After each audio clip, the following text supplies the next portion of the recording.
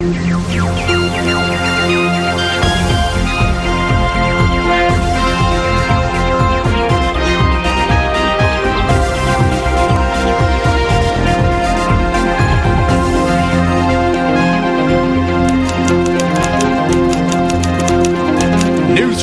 at 9. Headlines. A very good evening and welcome. This is Primetime News on MTV Sports and Shakti TV. Here are the headlines for tonight. 28 dead in Taliban attack on the Karachi international airports. Flights resume. Names of the members of the UN panel of inquiry into alleged human rights violations in Sri Lanka to be announced tomorrow. මම පැහැදිලිවම ප්‍රකාශ කරනවා වර්තමාන රජය සහ විදේශ ඇමතිතුමා මේකට වග කියන්නට ඕන. And Supreme Court upholds the death sentence for Jude Jaimaha, convicted of the 2005 Royal Park murder. For details of these stories and much more, we now cross over to Shane Silva and Stephanie Lazarus. Thank you, Ramesh. A very good evening, everyone, and welcome to your Primetime News Update. I'm Shane Silva. I'm Stephanie Lazarus. Let's start off with your top story tonight. 10 militants stormed the Jinnah International Airport in Karachi, Pakistan overnight in a siege that lasted into the early hours of this morning. Newsfirst Joel Outskun joins us from the newsroom with a comprehensive report. Thank you very much, Stephanie. Well, the Pakistan Taliban have claimed responsibility for the brazen attack which took place in the country's largest airport and have claimed the lives of at least 28 people, which included 10 militants. The raid began last night at a terminal used for cargo and VIP flights at Karachi International Airport. Counting the costs of a long night. The Pakistan military said that 10 gunmen stormed Jinnah International Airport in 2 teams of 5 just before midnight local time. The operation began at 11:30 p.m. and was completed by around 4:30 a.m. It was carried out with joint planning. In the joint operation, we used the airport security force, the Pakistan Singh Rangers, the Singh Police and contingents of Pakistan Army. Smokes and flames filled the night sky in Karachi, Pakistan's biggest city and commercial hub. Pakistan's biggest airport became a battlefield in minutes. Authorities shut Jinnah shortly after the assault began and diverted flights to other airports. For almost 5 hours, there were sounds of gunfire and explosions. According to the Pakistan military, the gunmen hurled hand grenades and fired automatic weapons. As dawn broke, the Pakistan army said they took control over the airport. However, few minutes later, there were sounds of gunfire. Fresh violence at the Jinnah International Airport. Our security forces confronted and killed them. They destroyed them. It is good that this operation was over in about 4-5 hours. At first they killed 5 terrorists. They killed another 5 in a second attack. A total of 10 terrorists have been killed. The major loss is that 13 of our men have been martyred. More than 25 people have been killed. Many of them were identified as airport workers or security guards. The attackers may have geared up for a longer and a more destructive operation. One airport official had said that the attackers had dry food on them and suicide vests. The siege is now over. Authorities say that the airport has reopened. The cargo was set on fire by the militants, but no aircraft were damaged. Pakistan Taliban has claimed responsibility for the attack and said that it was in response for the airstrikes on villagers. A message issued a few hours after the attack read, "It is a message to the Pakistan government that we are still alive to react over the killings of innocent people in bomb attacks on our villages." A government minister described the attack as well coordinated and well planned. Peace talks between the government and Pakistani Taliban had failed in recent months, already dampening hopes of reaching a negotiated settlement. All in all, dozens were killed, and it was a major blow to the Pakistani economy. Shamir Rasuldeen, Newsfirst, Colombo. Thai Airways flight TG508, which was in transit in Karachi, was delayed by several hours owing to the attack. The more than 300 passengers and crew were reportedly safe in the transit area. We are now joined by our correspondent in Pakistan, Tai Siddiq, with the latest on the situation on the ground. The Karachi airport attack now they've cleared up the airport. We're getting reports from the military that they've handed the airport back to the civil aviation authorities. Flights have resumed, which had been suspended for the last 17 hours. The first flight that just took off around about 40 minutes ago, headed from Karachi to Islamabad of the national carrier, the PIA. At the same time, international flights have also been allowed to come back in, which had been diverted since last night to other adjacent cities around Karachi. So now regular routine flight operations have resumed at the Karachi airport. The attack on the Jinnah International Airport also created a storm within social media sites, with passengers stranded at the airport tweeting on their experience.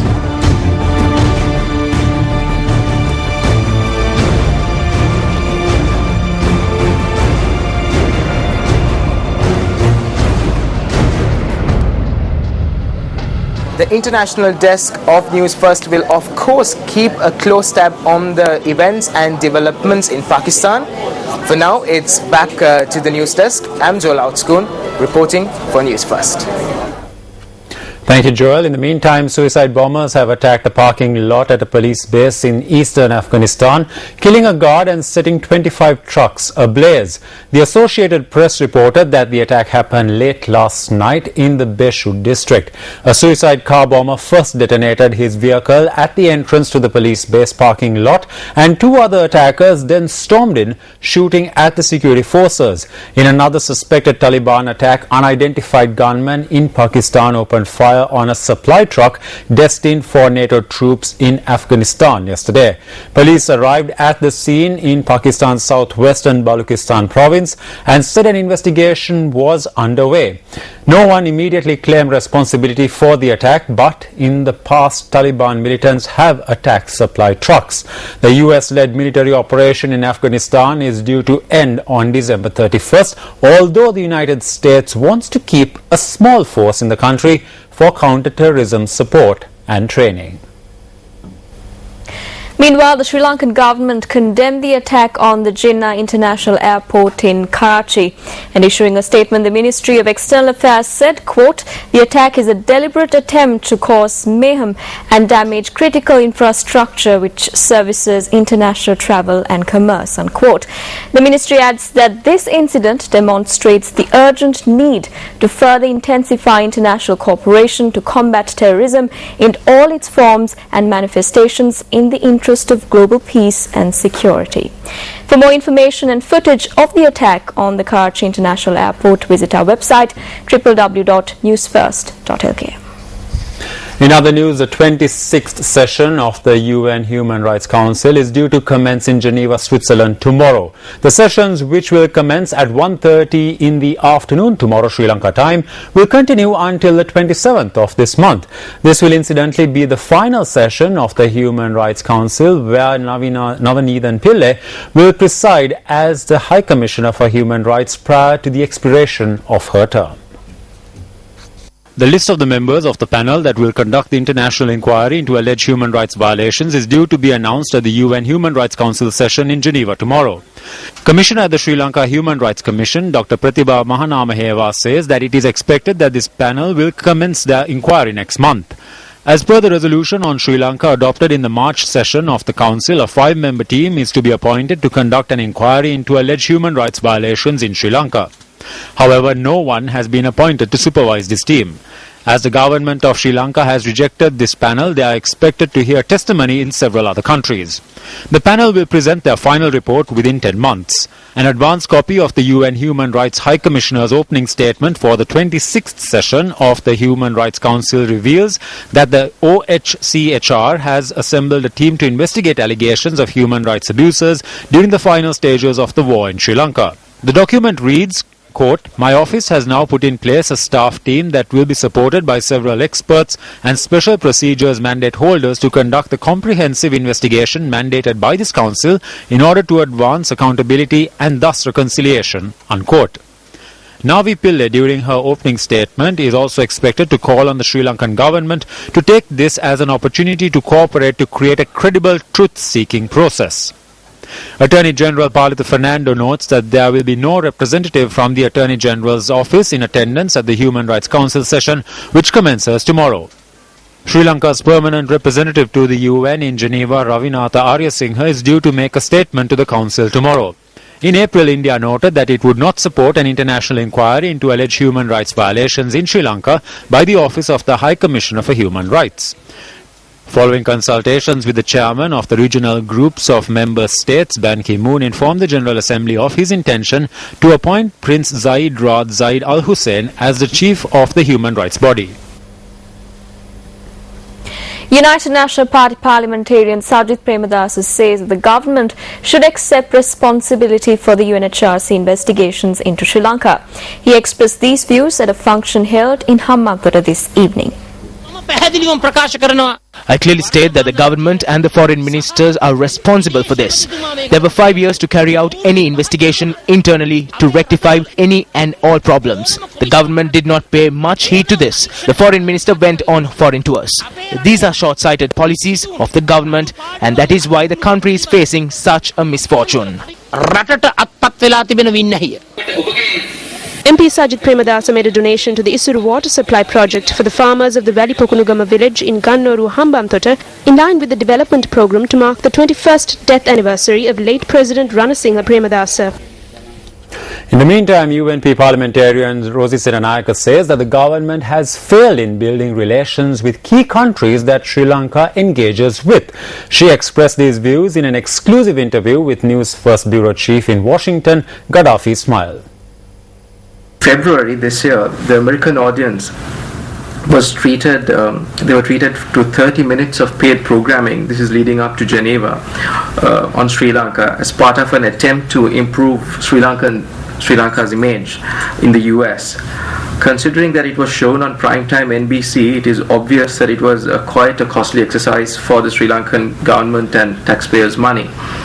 What was the justification for such expenditure, and who was it really aimed at? I think you should be asking this question from the government, but as a member of the opposition, if I may, basically give my opinion, personal opinion. In a post-war situation, I think we need to basically re-portray or remarket, rebrand Sri Lanka. I strongly believe that the government has failed in building relations with the key countries that we deal with in these last couple of years. When the government fails to, have good relations with some of the people that we need to have relations, good relations, I strongly believe that our foreign relations are not. It's not adequate enough for us to, basically portray ourselves in the right light, and because we've been arrogant, we have failed to do what is right after the war, because we won the war, and I give all the credit to the president and the government for winning the war. But after the war, when we talk about the LLRC report, when we talk about the recommendations, when we talk about reconciliation, I think there has been a lapse, there has been lethargicness, they have been very lethargic in implementing the recommendations, they have been very there have been a lack of interest. That brings me to my last question. Will you ever run for presidency in Sri Lanka? Why not? If I am given the opportunity, I would, because I advocate women's issues, and I strongly believe women deliver better, and I derive strength from women like Hillary Clinton, Sonia Gandhi, women who have actually looked at the world in a different perspective. So I strongly believe that if I am given the opportunity, I could do it, and I will do it. But I'm not too sure whether the United National Party is ready for a woman leader, so that's the difference. Colombo High Court Judge Padmini Ranawaka noted in court today that the Supreme Court had upheld the death sentence given to Jude Jayamaha by the Court of Appeal over the 1st of July 2005 murder of 18-year-old Yvonne Johnson at the luxury Royal Apartment Complex in Rajagiriya. Jude Jayamaha, who was found guilty of murder, was initially sentenced to 12 years in prison at a trial at bar at the Colombo High Court. While Jude Jayamaha had appealed against this sentence at the Court of Appeal, the Attorney General filed a counter-appeal, citing that the sentence was too lenient and requested the Court of Appeal to grant the death sentence. The Court of Appeal considered both appeals and decided to quash the appeal of the accused and sentenced him to death as requested in the counter-appeal filed by the Attorney General. Jude Jayamaha had then lodged an appeal with the Supreme Court against the sentence of the Court of Appeal. The Supreme Court had examined this appeal and had referred its determination to uphold the sentence to the Colombo High Court. Accordingly, High Court Judge Padmini Ranawaka read out the determination today.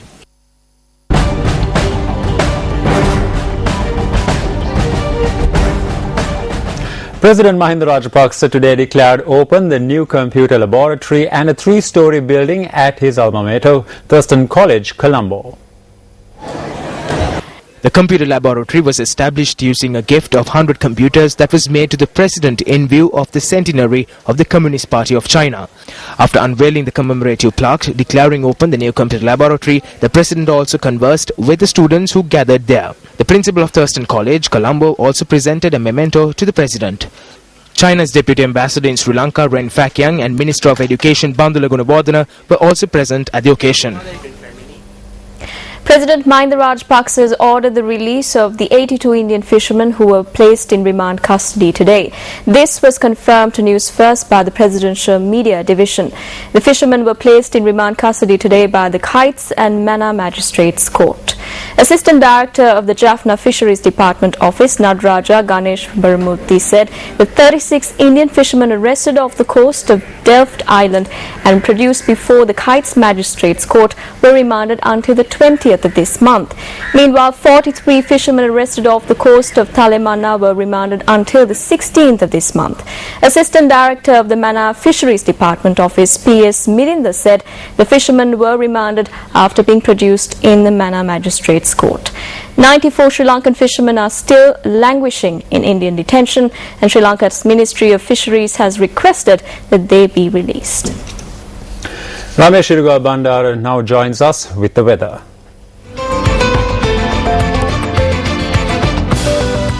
A very good evening and welcome to Weather First. Well, tonight on the weather forecast, we first turn our attention to the wind speeds that have been predicted by the Met Department in the coastal areas. Now, the Met Department predicts that the coastal area from Kankasamture extending up to Puthuville via Gaul and the Puttalam areas will be rough due to high wind speeds ranging between 70 to 80 kilometers per hour. Now, this is of particular concern to the fishing community as well as those setting out to sea, as the high wind speeds along this coastal belt could cause sea swells.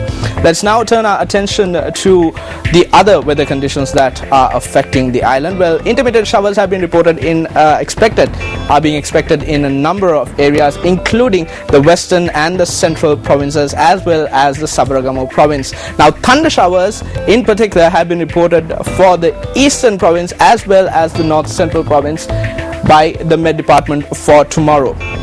Meanwhile, they have also warned the general public to be vigilant about the threat of lightning-related activities. Our cameras were also able to capture footage of the cleanup efforts that are underway, mainly in the Kaltura district that was affected by flooding as well as landslides following the recent inclement weather conditions that were reported.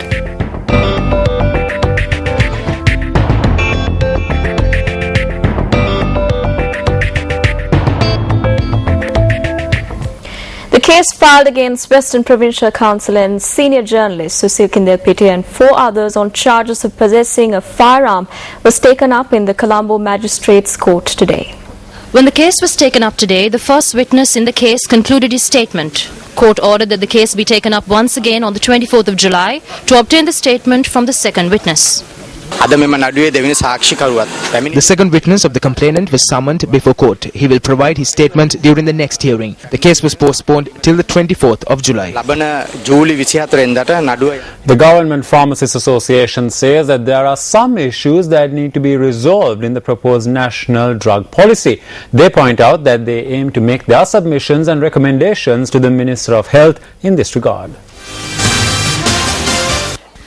The Government Pharmacists Association convened a media briefing in Colombo today to express their stance on the recommended National Drug Policy Bill. This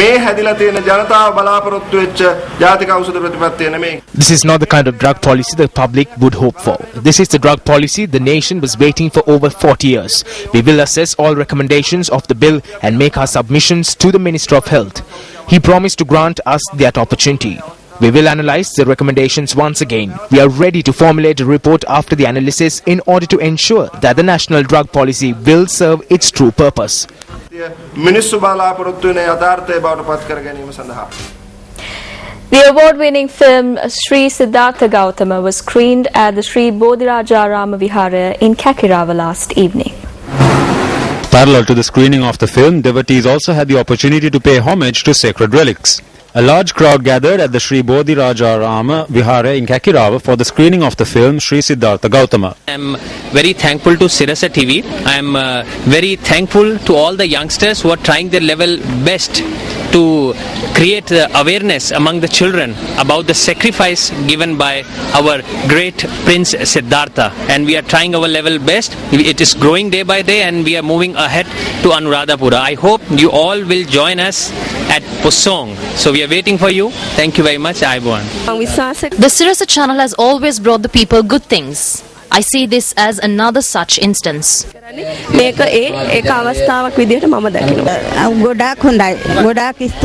is very good. I'm very thankful. We can be happy that they are going from village to village and enabling a large number of people to see this.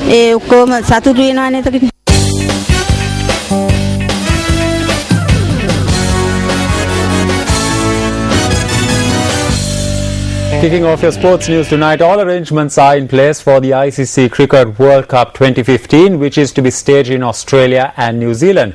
This statement was made by the CEO of the ICC Cricket World Cup 2015, John Harnden, when speaking exclusively to Newsfirst Shaheen Jurangpati earlier today. Sri Lanka hosted the World Cup in 2011 alongside India and Bangladesh. Now, there were several allegations regarding the playing conditions, its pitches and grounds. Are these allegations substantiated allegations on your personal opinion? My recollection of the 2011 World Cup, it was very, very much about the fans and the teams and the excitement and all the colour and movement. Whichever tournament, whenever it happens, there are always people that say, well, has the pitches been prepared to suit the home teams? It's been going on forever within cricket. Certainly from our side, with the World Cup next year, we've got a real focus on being impartial to make certain that the grounds, the pitches, that it's fair for everyone and we have a fair contest between bat and ball. A problem that plagued Sri Lanka in 2011 in the World Cup was the cost hosting the tournament, a cost which was not compensated, of course, in revenue. Do you expect to face similar problems in 2015 for the World Cup? We've got a financial model that we put in place 3 years ago and we're working towards that. So as things stand at the moment, from a financial side, we're running in accordance with our budgets and our projections. Obviously still a long way to go, but we're very, very confident and already to date, with ticket sales, we've had strong ticket sales, so we're very confident. When hosting such a big event with several nations, you bear responsibility for these players. Surely you've been like the government of the host nation coordinates with the other governments. So how is this procedure coming along? We're working really closely with both the Australian government and the New Zealand government, and then below that we've got 7 state or territory governments in Australia and 7 regional councils, effectively governments in New Zealand. So that's 16 different organisations that we're working together with as one to make certain that on one hand we've got what happens in the stadium, but things like security, transport and the like, that all the expertise in Australia and New Zealand, that we take the experience that's there and we get all the people that know what they're doing involved and just seamlessly work together. So.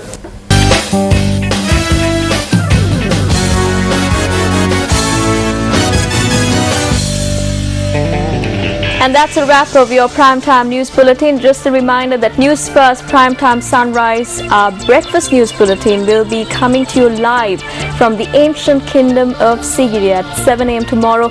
And we invite you to be a part of this novel TV experience. For the Newsfirst team, I'm Stephanie Lazarus. And I'm Shayan Silva. Take care and good night.